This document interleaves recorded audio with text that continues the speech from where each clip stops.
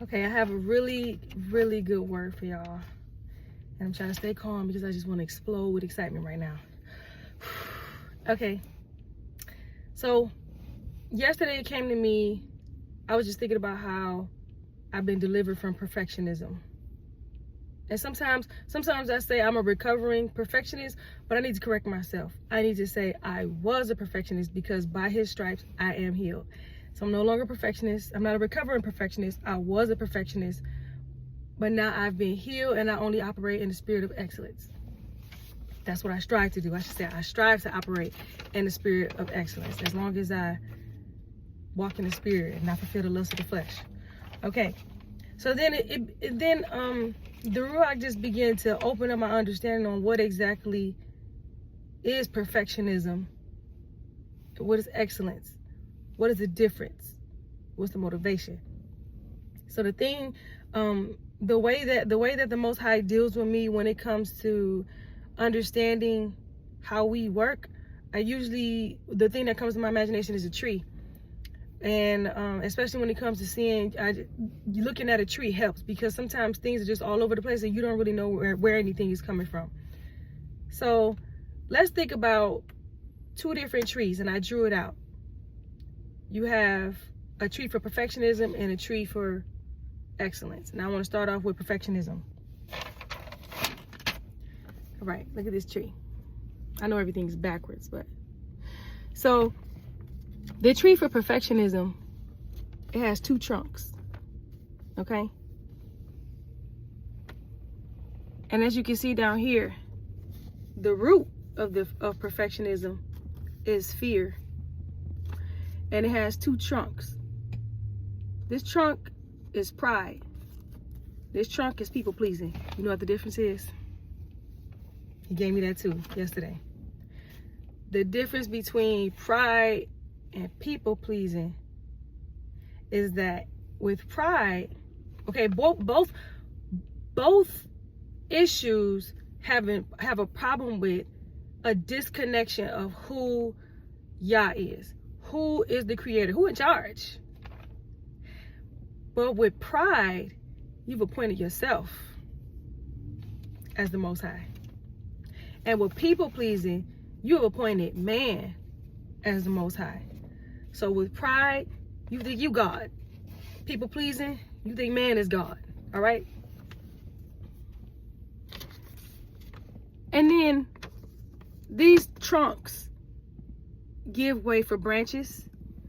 And so on the pride side, you can see I got some branches on there like let's see, I don't think I wrote anything on those branches, but I got it down here. So for pride, the branches will be delusion, self-deception, shame. This is just three. It could be many more. You might be thinking of some. I might think of some later. Insert. This is how I am overcoming perfectionism because I didn't wait until I made this a perfect publication to show you, which the old me would have did that. So I just drew it out real quick. I know it's a little sloppy, some stuff missing. I might not have everything on there, but people need this right now and not in 2 months when I will be able to finish it. Okay, so back to the message. So with pride, your branches are delusion, self-deception, shame. Think about it. When you are prideful, you're not in touch with who you truly are. You got it mixed up. You think you God. So you are acting as something that you're not. Pride requires a need for validation too. Because when you have a spirit of pride, your validation doesn't come from within. It comes from outside of you. So you constantly need validation. So the twigs that come from pride will be arrogance, jealousy, envy, performing. You see how that performing is? That performing is coming from the fact that you are presenting yourself as something that you're not. So you have to perform, meaning that you can't really be yourself. You have to act, which takes a lot of effort. Being is just automatic. I don't have to do anything to be. But acting requires a tremendous amount of energy and effort. I have to drum it up. Okay. So with pride, your tweaks are arrogance, jealousy, envy, performing. You're envious of other people. You look at other people who are walking in power and authenticity, and you want to beat them. You want what they have. You're jealous. You're arrogant. When you're arrogant, you are performing and acting on such a level that you're trying to pretend like you're something greater than what you are. It's not authentic. It becomes arrogant. You try to act like you're better than somebody because you actually are insecure, which is another branch. Like I said, I'll fix it later. But because you're so insecure, you have to try to force others to recognize you, and you do this through arrogance. So the fruit of this pride, the pride side of the tree, is broken relationships, immaturity. Prideful people are very, very immature. Something I like to say is that, you know how you tell somebody something and they're always saying, I know. I say, if you say you know, you don't. I tell my children that. Anybody who walk around always saying I know is because they don't. You don't know. Because people who really know are quiet when they get knowledge, because they receive everything that they can, okay? So the fruit is broken relationships, immaturity, because you refuse to learn anything, stagnancy, you in the same place because you don't learn nothing, exhaustion, because you're always acting, you're always performing, and you're always trying to make people, others recognize you. This takes a lot of energy. And I can't read my writing. Okay, whatever. So these are just some of the, I know. Being broken over and over again by Yahuwah. He will break you over and over again. So we know it's the scripture, Proverbs 16:18 says, pride goeth before destruction and a haughty spirit before a fall.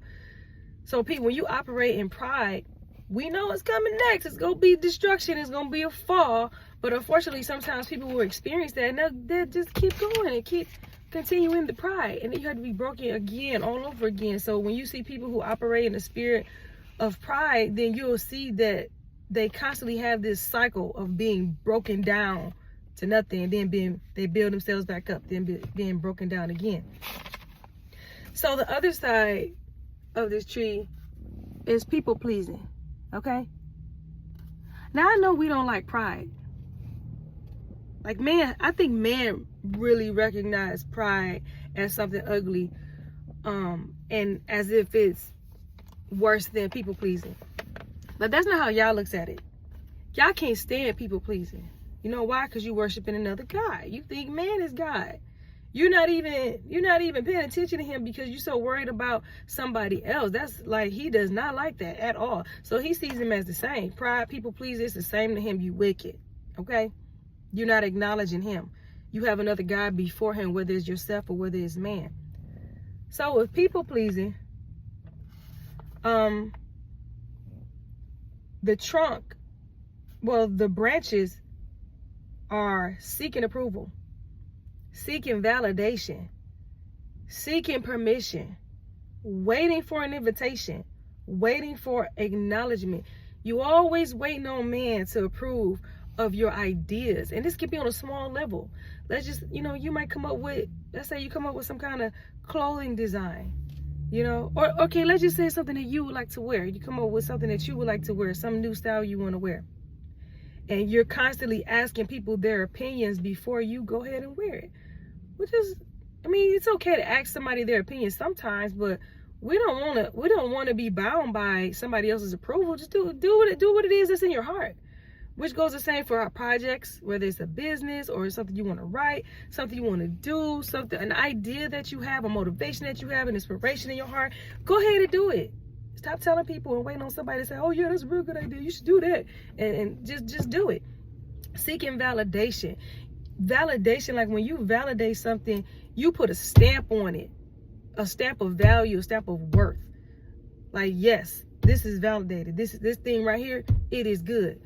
So when you seek validation from other people, you live for other people to tell you who you are. You live for other people to tell you how great you are, how you're doing such a good job. I love what you're doing. You're such a kind person. I love your pride. You're so creative. And this might come from family. You could grow up let's say you have a parent who has done very well to validate you. That's a good thing, but we don't want to live for the validation of our parents or our family members. It's a good thing to have people who are kind and they validate you, but we don't want to live for that, because then it can get in the way of Yahuwah. So we can receive validation from people, but we don't want to seek it when it comes to what Yah is telling you to do, when it comes to you being your authentic self. So your validation has already come from Yah. Before you were knitted in the womb, he already validated you, so you don't need anybody's validation, okay? And your validation comes from his word and how you walk in the spirit and how you obey him, how you love him with all your heart, soul, mind, and strength. That's how you obtain validation. It does not come from man. Seeking permission, like you're waiting on somebody to give you permission to do something, okay?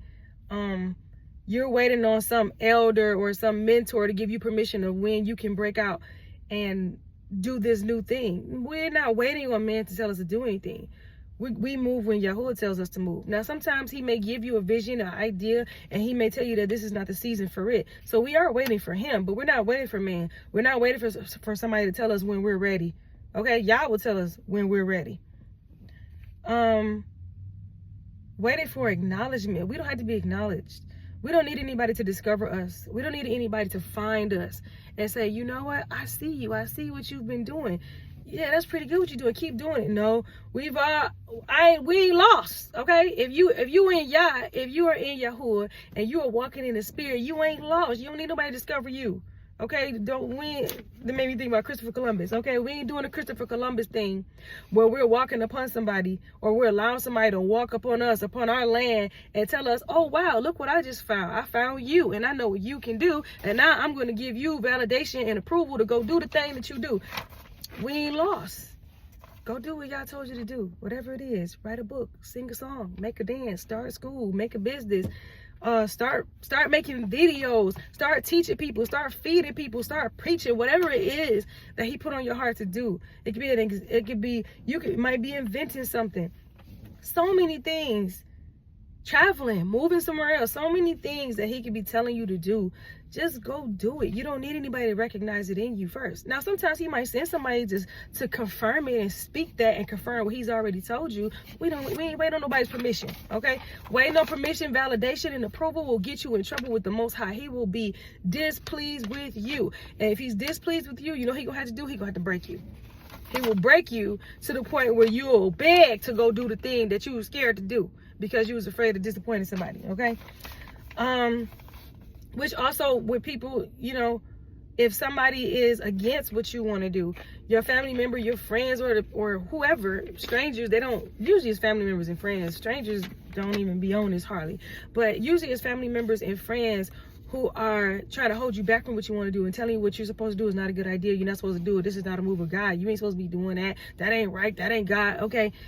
You do not want them. You do not want to allow man to stop you from doing anything. Sometimes people don't even mean harm. Sometimes they're just talking and they're free to speak. People are free to speak. But how you receive it, it is not okay for you to listen to what man said over what Yah said. Don't do it. Don't do it. You'll be in trouble. You go through hell. Trust me, I know. So the fruit of people pleasing, you will be drained because you living for people. You living for man. You doing what they ask you to do. You doing what somebody else wants you to do rather than what Yah tells you to do. When Yah tell you to do something, it's a package deal. Anytime he give you an instruction, it comes with the grace. It comes with the provision. It comes with the protection. It comes with the motivation. You get all that stuff all together when he wants you to do something. But when man wants you to do something, it's going to require your peace. It's going to require your joy. It's going to require your security. It's going to knock you off financially. It's just going to drain you. Because it's not what you're supposed to be doing, and it's not a sustainable move, okay? So the fruit of being a people pleaser is you will be drained, you will be confused about what you're supposed to be doing and about your own identity. You will be exhausted all the time because you got all these holes, okay? Yah gives spiritual energy is spiritual. Anytime, like everybody only gets a certain amount of energy at a certain amount of time. in a certain season. So Yah, when he gives you instruction, he blesses you with energy for this whole season, whatever the season is. I don't care if it's a decade. Here's the energy for the season. Go ahead and do what you got to do. But sometimes we have a hard time doing what he called us to do because we don't have the energy. We don't have the time. We can't figure out how to get it done. Even the resources to do it. We don't have the resources, but a lot of times the reason why we don't have the resources and the time and the energy is not because Yah didn't give it to you. Why would he tell you to do something without giving you the tools to do it, or the energy, or the resources to do it? What it is that somewhere there's a leakage. Somebody's taking something, you giving something away. It's a hole, it's a door open somewhere, and you need to find the leak and plug it. And once you plug that leak, you'll find out, oh man, I got more energy. Now I can do what Yah told me to do. So when you are people pleasing, you'll be exhausted and you'll be overcommitted. Why? Because you're always doing something somebody else wants you to do. The things that you're agreeing to is not what you're actually able to do or supposed to do. You're agreeing to more than what you're able, physically, mentally, spiritually, financially. And so you'll always be overcommitted. You don't have time for anything. You don't know what to do first, second, third, or last. And also the fruit of people pleasing will be, you won't be respected at a certain level. People give you a little bit of respect, but you won't be respected in the way that you feel that you should be respected, or that Yah has called you on what level of respect he has called you, because you don't have no boundaries. You do what people tell you to do, so they don't respect you. You don't tell them no. They think they can run you. They think they can control you. And then you're cheating yourself. Always giving yourself the short end of the stick. You do what somebody else wants you to do, and then you tired. You spend your last money on somebody else and what they needed. Now you don't have the money you need for your bills or what you wanted to do, or just something that you might have just wanted, to get yourself a nice meal, or just to get yourself something that's just luxurious. But now you can't get that because you did what somebody else wanted you to do, because you're allowing people to take from you. You're allowing people to drain you. Business wise, you're charging people prices that you know don't make you happy. Okay, you're afraid to tell them what you think the price should actually be, because what? You don't want to scare them off. See, let me go back because I actually forgot to write this down, but that's okay. That's okay, because I'm not a perfectionist. I don't have to get this thing perfect before I bring it before everybody. So here's what people really fear. All these things that you see on this tree, okay? Fear is the root.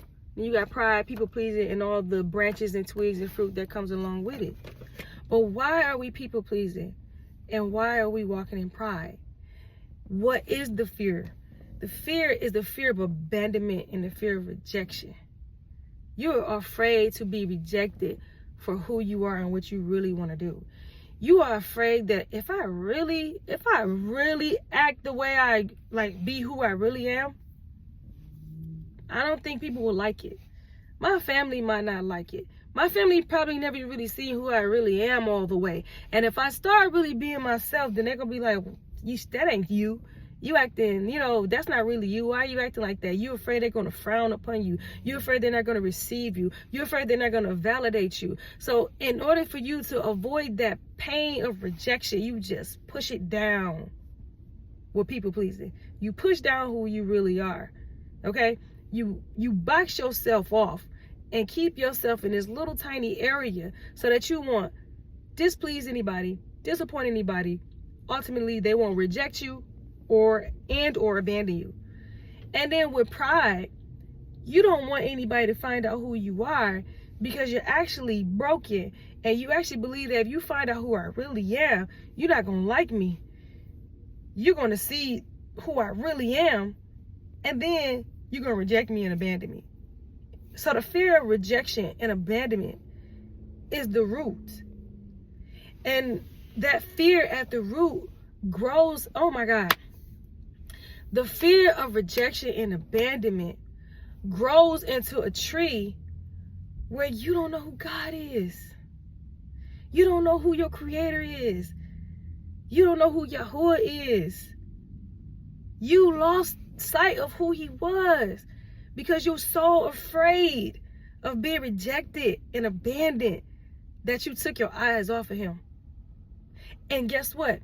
It is hardwired in every human to have an object of worship. Ain't not a nan person on the face of this earth that do not have an object of worship. I don't care if you say you a atheist, whatever you say you are. I don't care if you say you're I'm non-religious and I don't believe in God. You have an object of worship.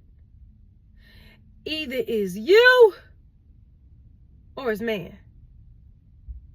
Or it could be another God. You know, sometimes people, your object of worship might be some God beneath Yahuwah. Okay? But if it's not that, it's either you or man. That's what pride is. And that's what people pleasing is. That's what we need to repent of. And that's what we need to be delivered of. And if you can repent and you can be delivered of pride and people pleasing, then that tree will wither and it will die at the root. And then you can allow another tree to spring forth. Okay? This is where the spirit comes from. Let's talk about excellence.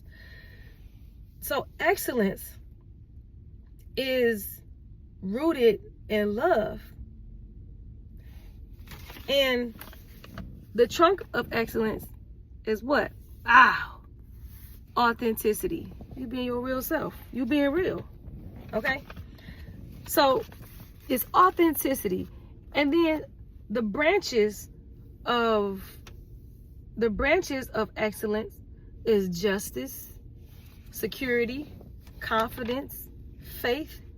The twigs, you're going to see things like empathy, generosity, edifying others, compassion, boundaries, obedience. And in the fruit, you're going to see execution, completion, inspiration, motivation, leadership, servanthood, health, prosperity, peace, and joy. So when you operate in excellence, you're not performing. There's excellence doesn't mean perfect. Like the root word of excellence is excel. Hold on, I like definitions. Let's see.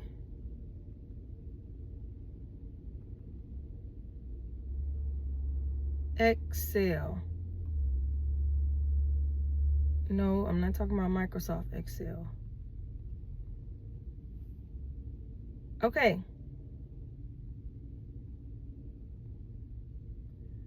So to excel means to be exceptionally good at or proficient in an activity or subject. Okay. Exceptionally good. What is good? What does Yah say is good? Fruit of the Spirit, love, joy, peace, long-suffering, goodness, faith, meekness, temperance. This is what he calls good. So you are good. When there's goodness, you are excelling in goodness, automatically the fruit is going to be good. Automatically the fruit is going to be something that's going to be a blessing to others. Right? But perfectionism is actually let's look at the definition of that, okay? The definition of perfectionism is an unrealistic personality trait that involves setting unrealistic expectations for oneself or others. So what is perfectionism? What does that mean? It means that because you are not motivated by love but fear, which is the opposite of love, the only way you know how to operate in the world, to achieve anything, to complete anything, is by pretending to be something that you're not, and it doesn't work out.